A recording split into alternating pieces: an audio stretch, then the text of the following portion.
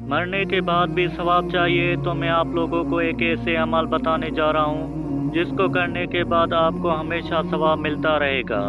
सबसे पहले मेरे वीडियो को लाइक करें और चैनल को सब्सक्राइब करें। सबसे पहले जो अमल है वो है किसी को इल्म सिखाना या इस्लाम की कोई अच्छी बात सिखाना। जब तक कोई उस पर अमल करता रहेगा आपको सवाब मिलता रहेगा। नंबर दूसरा है मस्जिद में कुरान रखवा देना। जब भी कोई कुरान पढ़ेगा उसका सवाब आपको मिलता रहेगा।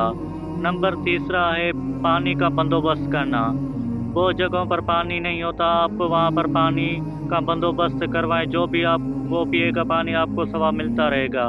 और नंबर चौथा है ट्री लगाना, प्लांट लगाना या पौधे दरख्त, इसका भी बहुत बड़ा सवाब है। जब कोई उसके नीचे बैठेगा उसका सवाब आपको मिलेगा, या कोई परिंदे बैठेंगे आपको सवाब मिलता रहेगा।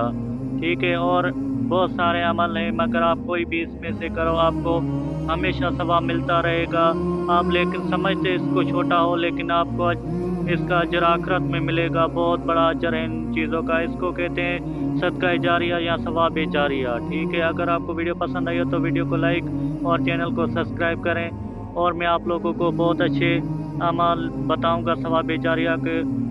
तो वीडियो को लाइक करें और चैनल को सब्सक्राइब करें। मिलते हैं नेक्स्ट वीडियो में, तब तक के लिए खुदा हाफिज़।